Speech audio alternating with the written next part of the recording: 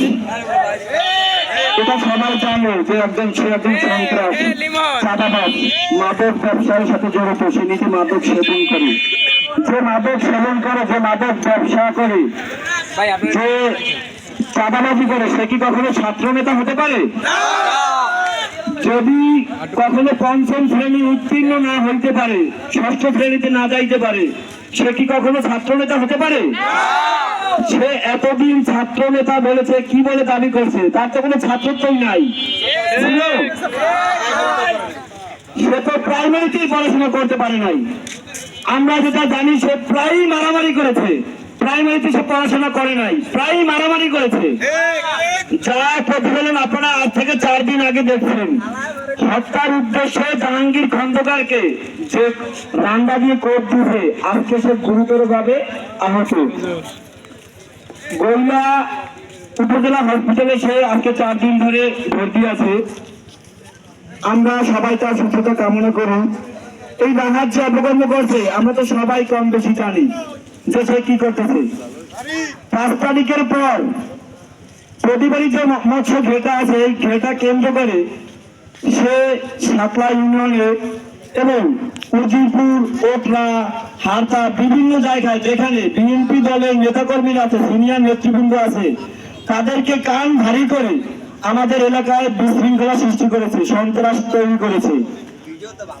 সে সবসময় বলতো যে আমি একজন প্রতিবন্ধী মানুষ, আমার তো কিছু করার ক্ষমতা নাই, আমি তো কিছু করে খাইতে পারি না, আমি এইটুকু করে খাই। কিন্তু তার যে সন্ত্রাসী করার মতো ক্ষমতা আছে সেটা তো সবাই আমরা কম বেশি জানি।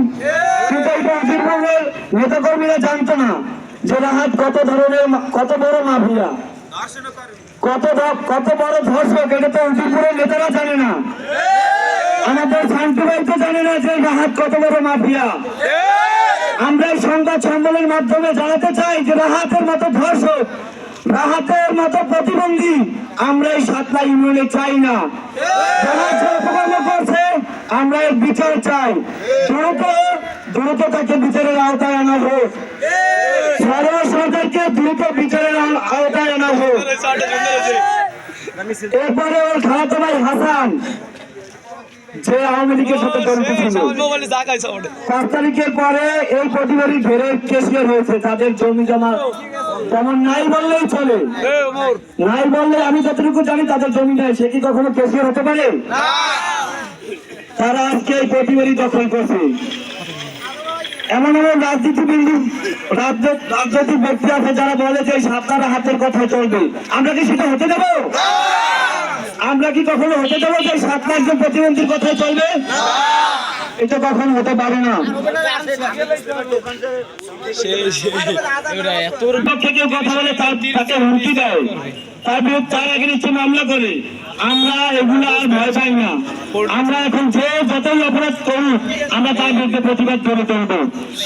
এ শুধু রাহাত না, আমাদের ইউনিয়ন বিএনপি যারা আছে তারা আমাদের ইউনিয়নের সমস্ত কার্যক্রম চালাবে রাজনৈতিক, কিন্তু কোনো বহিরাগত কোনো নেতা এসা যদি আমাদের রাজনৈতিক কার্যক্রম চালায় সেটা আমরা মানব না কখনো।